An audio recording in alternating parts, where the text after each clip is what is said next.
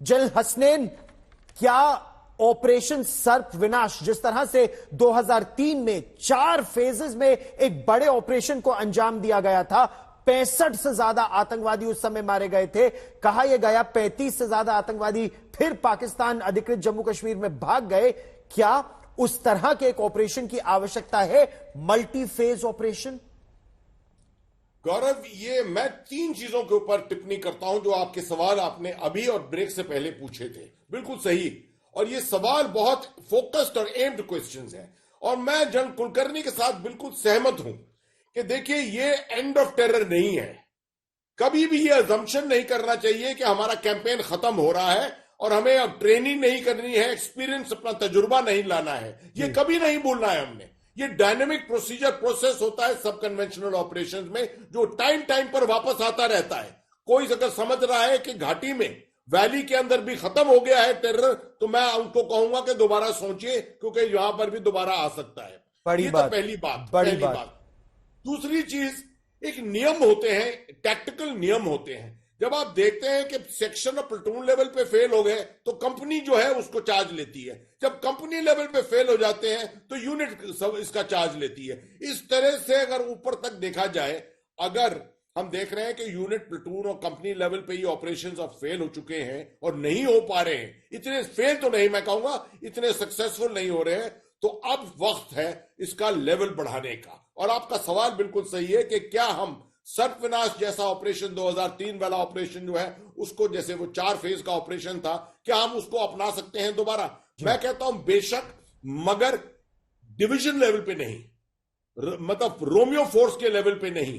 मैं समझूंगा कि एक ब्रिगेड लेवल पे, यहां जो सुरनकोट में एक सेक्टर लगा हुआ है, जो थाना मंडी में एक लगा हुआ है, इनमें से कोई भी कमांड कंट्रोल का इनको सौंप कर ये ऑपरेशन लगातार कंटिन्यूअस ऑपरेशन काफी दिनों तक, तकरीबन 2-3-4 हफ्ते तक करना पड़ेगा। इसके मतलब आपको ट्रूप्स चाहिए, आपको रिलीफ करना पड़ेगा, आपको लॉजिस्टिक्स चाहिए, तैयारी चाहिए, इक्विपमेंट और क्लोथिंग चाहिए। सबसे ज्यादा इंपॉर्टेंट चीज, विंटर में अगर सर्दी के मौसम में करेंगे आप, तो यहां का फॉलिएज जो है वो आपका साथ देगा, क्योंकि फॉलिएज होगा नहीं, ड्रोन भी काफी हद तक यहां पर आपके लिए कामयाब हो सकते हैं, और हाइडआउट्स जो है वो तकरीबन ज्यादा विजिबल होंगे। इस प्रेशर से 15 कोर की तरफ टेररिस्ट ज्यादा घूमे जाएंगे, प्रेशर की तरफ, वजह से जैसे सर्पविनाश में हुआ था, और उस तरफ 15 कोर को ये पूरी जवाबदारी लेनी पड़ेगी पीर पंजाल नॉर्थ की, जहां पर उनको एम्बुशेस और अपने ऑपरेशंस कंडक्ट करने पड़ेंगे। उसकी सक्सेस जो है वो मेरे ख्याल में, मेरे अनुमान के मुताबिक 15 कोर में ज्यादा मिलेगी, कम बनिस्बत कि 16 कोर में मिलेगी। अच्छा, जब हम आतंकवाद पर इतना बड़ा प्रहार करने की बात करते हैं, जिस तरह का सर्पविनाश था या और ऑपरेशंस को अंजाम दिया गया, जिन आतंकवादियों को हम अपने देश में मारते हैं, वो तो जनरल केजे सिंह आतंक के उस पेड़ की केवल टहनियां, शाखाएं और पत्तियां हैं जो हमारे देश में है, जड़ें तो उनकी पाकिस्तान में है। क्या साइमल्टेनियसली पाकिस्तान में भी, जिस तरह का बीएसएफ का बयान पिछले हफ्ते आया था कि 250 से 300 आतंकवादी लॉन्च पैड्स पर बैठे हैं, उनके खिलाफ भी एक बड़े ऑपरेशन की तैयारी करने की आवश्यकता है, जनरल केजे सिंह? देखिए गौरव, हमारी सेना के पास बहुत विकल्प है। कुछ चीजें ऐसी है जो कि टीवी चैनल पे हम डिस्कस नहीं कर सकते, तो हमको ये तो नहीं सोचना चाहिए कि हमारी सेना हाथ पे हाथ धरे बैठी है। वहां पर जो एक्शन लिए जा सकते हैं वो लिए जाते हैं और लिए जाएंगे, ये मैं आपको भरोसा दिला रहा हूं, क्योंकि पहले तो हमने किए हैं और हमने देखा है वो कि जो सर्जिकल कोऑर्डिनेटेड रेड्स किए गए थे जी, जो बालाकोट किया गया, तो उस संभावना से हम इनकार नहीं कर सकते, लेकिन उसकी जो उसका निर्णय लेना है वो उन कमांडर और हमारी सरकार के पास है। लेकिन ये मैं आपको जरूर बता देना चाहता हूं कि हमारे लोग हाथ पे हाथ धर के नहीं बैठते हैं। उनके लेवल पर जो उचित होता है, इंटेलिजेंस से लेकर कहीं कोई काइनेटिक एक्शंस हैं, वो सब किए जाते हैं और किए जाएंगे निश्चित तौर पर। लेकिन पिछले 1-1.5 साल में किसी वजह से जो 16 कोर का इलाका है, जो पुंछ राजौरी का यह इलाका है जनरल कुलकर्णी, वहां सेना को सफलता बहुत कम मिली है और इसकी वजह की भी तहकीकात होनी चाहिए कि आखिर क्यों यहां सफलता कम मिली जबकि कश्मीर घाटी में सफलता ज्यादा थी और इससे क्या क्या सीखी जा सकती है ताकि आगे से इस तरह की कैजुअलिटीज ना हो। जनरल कुलकर्णी, गौरव, जो इलाका है ना बहुत ही फॉरेस्टेड है। मैं राजौरी में था तो मैं बता सकता हूं उस वक्त मैं कहूंगा लिटिल अराउंड 90s के आसपास, late 80s and early 90s, जब यहाँ से बच्चे जाते थे उस पार, वो झाड़ियों में छुप जाते थे और हमें काफी दिक्कत होती थी, काफी टाइम से वहां छुपे रहते थे। तो फोलिएज बहुत है, बहुत ज्यादा थिकली फॉरेस्टेड है, पॉपुलेशन बहुत डिस्पर्स है, एरिया इज वेरी डिफिकल्ट, बड़ी चढ़ाइयां हैं और इतना आसान नहीं है जितना हम लोगों को लगता है। तो जो नॉर्मल जो टेरेन है, उस डिफिकल्ट टेरेन का ये लोग फायदा उठाना चाहते हैं, इसमें कोई शक नहीं है कि हम लोग कर सकते हैं। हमारे कमांडर्स जो हैं और जो भी उधर डिप्लॉयड है वो सब जानते हैं और सारे विकल्पों के ऊपर उनकी पूरी सोच होगी और कैसे करना है इसमें भी कोई शक नहीं है। लेकिन हम लोगों को अब सोचना पड़ेगा कि डेफिनेटली जो ट्रुप डेंसिटी है बढ़ानी पड़ेगी। कारण एक, मेरे को जैसे लगता है बहुत ज्यादा अगर डिस्पोजल होगा, गैप्स होंगे, जिस तरीके से फॉरेस्टेड एरिया है उसमें से गुजरना, और विंटर्स में जैसे जनरल हसन कहते हैं वाकई ठीक है, आप आराम से दूर तक देख सकते हैं।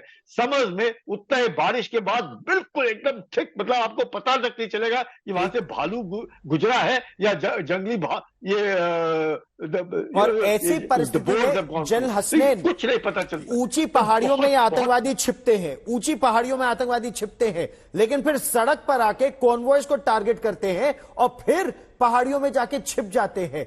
इनिशिएटिव उनके हाथ में है, मैं समझ सकता हूं। क्या हमें अपनी सिपाहियों को, अपनी सेना को और ज्यादा आर्मर्ड फाइटिंग व्हीकल्स देने की जरूरत है? ये जिप्सीज नहीं, इस तरह के ट्रक्स नहीं, और ज्यादा रीइंफोर्स्ड गाड़ियां और ज्यादा बुलेट प्रूफ जैकेट्स और हेलमेट्स और ड्रोन्स? आपकी दृष्टि में इतने जितने ऑपरेशंस हुए हैं, कहां कमियां रही है, आगे से कैसे रोका जाए? देखिए गौरव, एम्बुश एक ऐसा ऑपरेशन होता है जिसके अंदर आपकी वल्नरेबिलिटी जो है बेहद होती है, बहुत ज्यादा होती है। और मैं देखे आ रहा हूं, ये श्रीलंका के ऑपरेशंस के टाइम से मैं देखे आ रहा हूं कि वो यूनिटें जो इम्प्रोवाइज करती हैं, ये देखिए अगर आप हाथ पे हाथ बैठ कर रह जाएंगे और कहेंगे कि जो हमारे पास इक्विपमेंट है उसी से हम इस्तेमाल करके और अपना ऑपरेशंस करेंगे, तो आप कामयाबी कभी नहीं पाएंगे। मुझे याद है मेरी अपनी यूनिट ने कितना इम्प्रोवाइजेशन किया था वहां पर। हमारी गाड़ियां जो थी उनको तकरीबन बस्तरबंद गाड़ियां बना दिया था, लकड़ी साथ में एक्सपेरिमेंट करके अलग अलग मेटल की शीटें लगा लगा के, जिप्सी उन दिनों तो जिप्सी नहीं होती थी मगर जोंगों के ऊपर लगा लगा के हमने प्रोटेक्शन दिया था। यहां पर मैं देख रहा हूं, मेरा पहला ख्याल जब मैंने कल इस गाड़ी को देखा, और ये यूनिट मेरी रेजिमेंट की यूनिट है 48 RR, ठीक है, मैंने महसूस किया पहली चीज कि ये जो रीइंफोर्समेंट जा रहा था एक 2 गाड़ियों का रीइंफोर्समेंट था। मैंने कभी नहीं सुना 2 गाड़ियों का रीइंफोर्समेंट जाते हुए। नॉर्मली कम से कम 3 गाड़ी की क्वाटी होती है जो जाती है रीइंफोर्समेंट के लिए, और दूसरा कोई प्रोटेक्शन नहीं था इसमें। मतलब जिप्सी भी थी, ऐसी नॉर्मल जिप्सी थी। मैं सुनने में आ रहा है कि ये बुलेट प्रूफ जिप्सी थी, मगर मुझे तो यकीन नहीं कि ये बुलेट प्रूफ थी। इसको किसी ना किस तरह से इंप्रोवाइज करके यूनिटें हार्डन करती हैं। मुझे याद है 15 कोर के अंदर हमारी जितनी बसें थी सबको हमने एक जमाने में हार्डन किया था, क्योंकि एक जमाना था 2008-9 में जबकि लगातार एम्बुश हो रहे थे, इन बसों के ऊपर एम्बुश हो रहे थे, और हमने हार्डन करा था और उन एम्बुशेस के थ्रू ये बसें चली थी उस वक्त।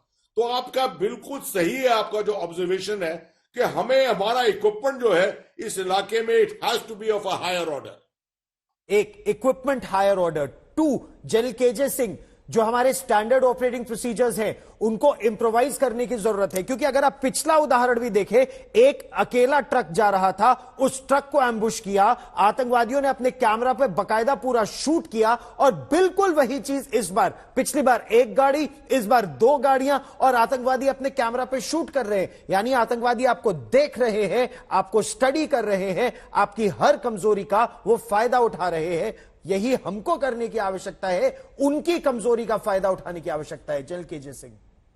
देखिए गौरव, ऐसा है कि करते हैं, ये नहीं है कि हमारे कमांडर कोई गैर जिम्मेवार है या नहीं करते हैं। कई बार चूक हो जाती है।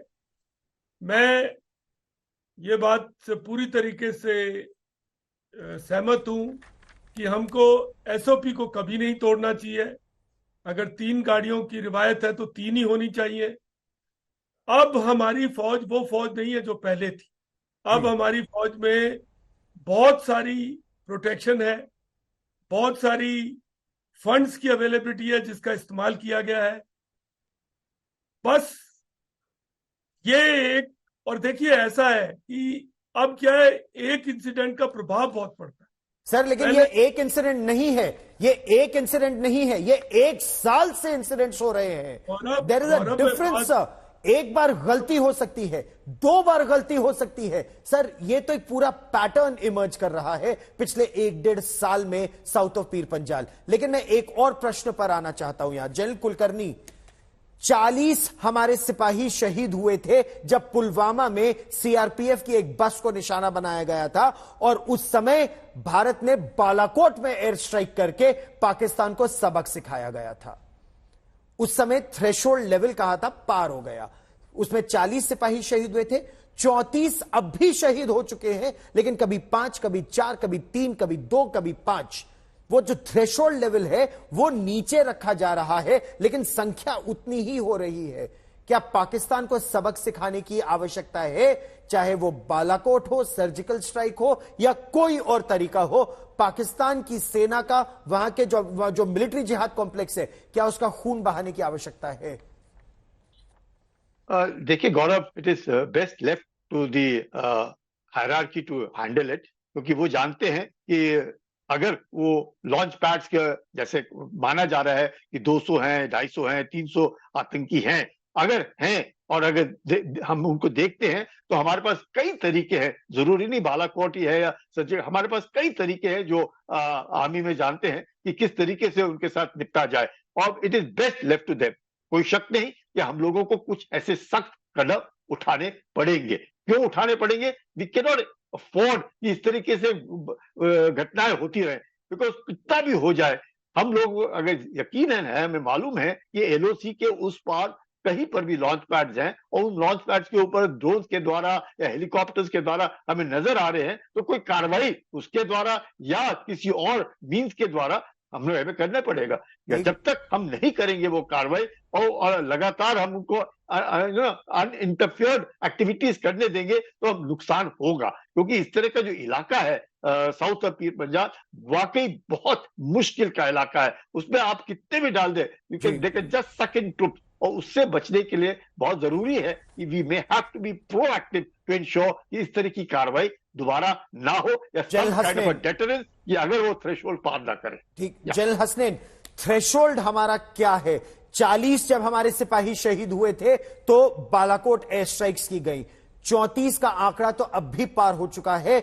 आपकी दृष्टि में पाकिस्तान रूपी उस हाइड्रा हेडेड मॉन्स्टर, वो जो आतंक का सर्प है, उसके खिलाफ क्या कार्रवाई होनी चाहिए? देखिए गौरव, ये मैथमेटिकल गेम नहीं है, ये मैथमेटिकल हालत नहीं है। इसके अंदर गिनतियां इस प्रकार से नहीं होती हैं। देखिए अगर हमने 40 जवान खोने के बाद और हमला नहीं किया होता बालाकोट में, तो लोग कहते हैं कि देखिए जब 60 क्रॉस हो जाएगा तब शायद हम उसके बाद कोई किसी ना किसी तरह का जवाबी हमला दें। तो ये this is not counted in this terms. ये जो पॉलिटिकल एनवायरनमेंट देखना पड़ेगा आपको, अपना एडवांटेज देखना पड़ेगा कि आपके ऊपर देश में from military angle, political angle, social angle, economic angle, सब चीजों से आपको क्या फायदा होगा। ठीक, ये नहीं कि सिर्फ हमको मिलिट्री फायदा हो रहा है कि हम कोई चोट पहुंचा रहे हैं, उनको साइकोलॉजिकल एक हिट दे रहे हैं। हमें पूरा इसको ढाटू भी देखना एज अ पैकेज। तो जो जनरल कुलकर्णी ने शुरू में कहा, बिल्कुल सही कहा कि देखिए देश को मालूम है, देश की लीडरशिप है, एक स्ट्रेटेजिक लीडरशिप है। We have a national security adviser and his organisation, और तीनों आर्म्ड फोर्सेस हैं। ये सब मिलकर इनको देखना पड़ेगा कि what is ultimately the thing which will hurt the adversary. और वो ही अपनाना पड़ेगा। मैं नहीं समझता हूं कि नी जर्क रिएक्शन के जरिए ये कोई हम चीज हासिल करेंगे।